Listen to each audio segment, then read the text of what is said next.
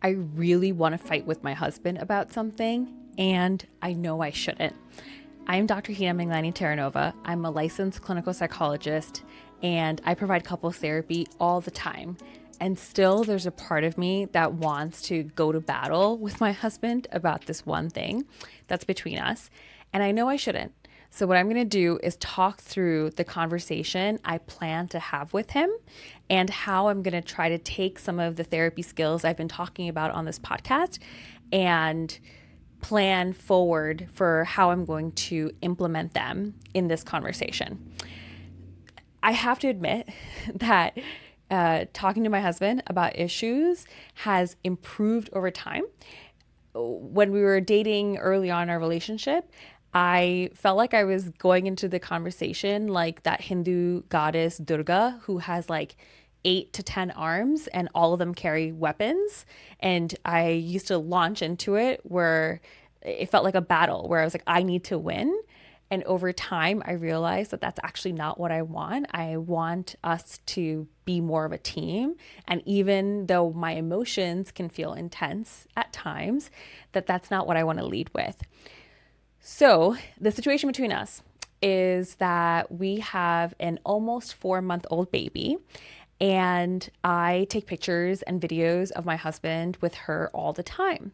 My husband has all these very sweet moments with her where he's super focused on her and like attuned to her and tries to make her giggle by doing all these silly things. And it is so heartwarming to watch. And I love these moments. So, what I'll do is I'll pull out my camera and I'll take pictures and videos and make sure I'm documenting all these sweet moments. And then we send it out to our family and friends.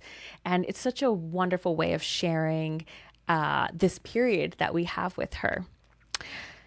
Now, the issue is my husband doesn't do the same with me and her.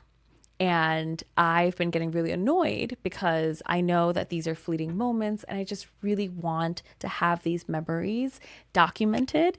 And I want her to see that, we had such great times together and even her mom was funny. It's not just her dad who can make her laugh.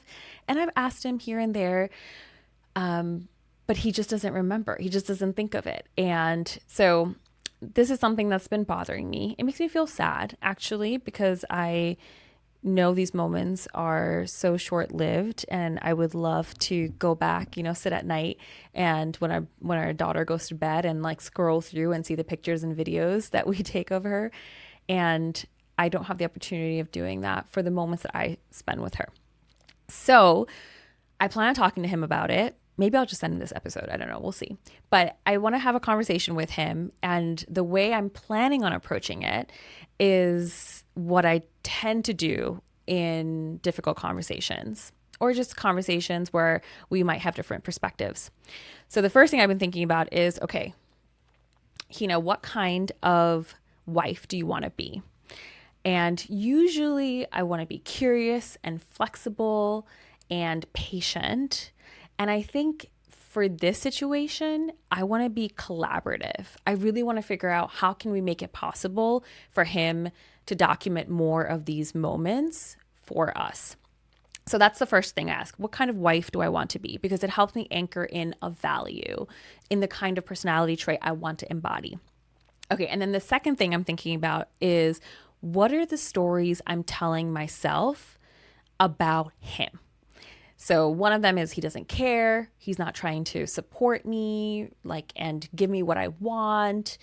That he just is not putting in the same kind of consideration that I am to documenting his relationship with our daughter. So these are all the stories that I'm telling myself, and I need to say them out loud. I need to acknowledge them because then I can leave them at the door. I don't need to bring those into the conversation because these are just the thoughts that I'm having. They're not reality. And actually, I should probably remember this metaphor that I share a lot in my couples work when I tell couples that each partner is standing on their own mountain, and whatever the situation is, it's like them looking down at a valley or stream. They're going to see it from their vantage point. The goal is not to convince the other person to see it exactly how they see it, but to honor the fact that they have each of their perspectives and figure out what's the need underneath that perspective or that situation. So in this case, I think I want to remember that he will see the situation differently than I do, and I don't need to convince him of that. All I need is for him to understand my thoughts and feelings in this situation. Okay, that's good to remember.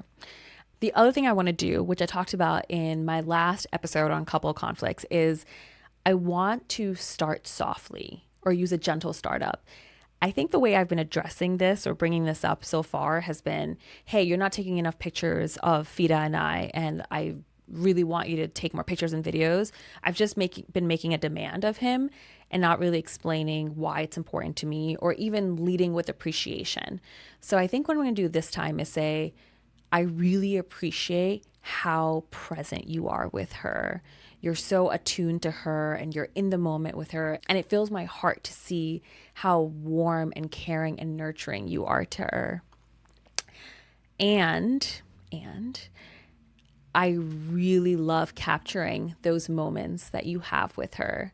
I love looking back at the photos and videos I take of you and her and reliving those special moments.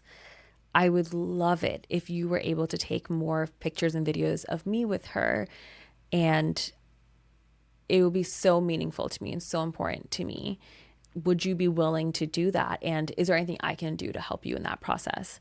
So I think in this way, leading with the softness, the tenderness might land better for him. And if it ends up being where it gets tense, he doesn't love conflict, and I love talking about everything. Hence, hello, I'm a psychologist, so it makes sense.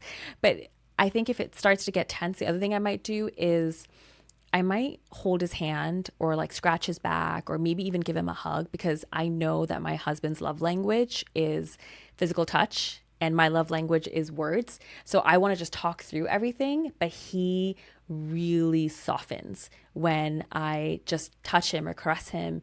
And so I think that might be the way to like ease the tension in the conversation as well.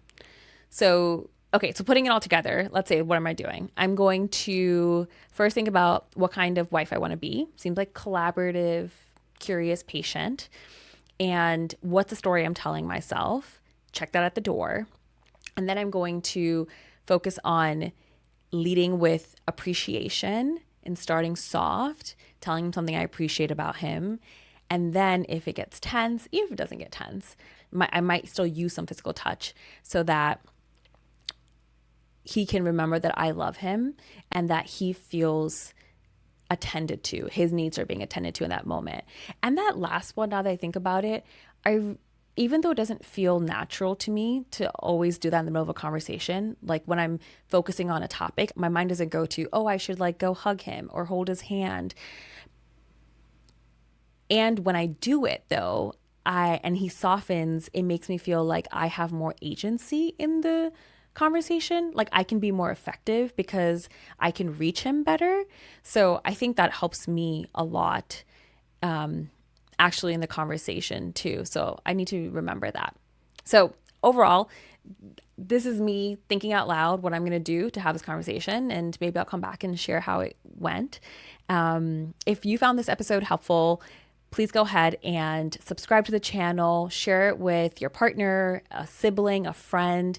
And if you can leave a review on Apple Podcasts or Spotify, that would mean a lot. Thank you so much. This isn't therapy, but I trust it has been therapeutic. Until next Tuesday, take good care.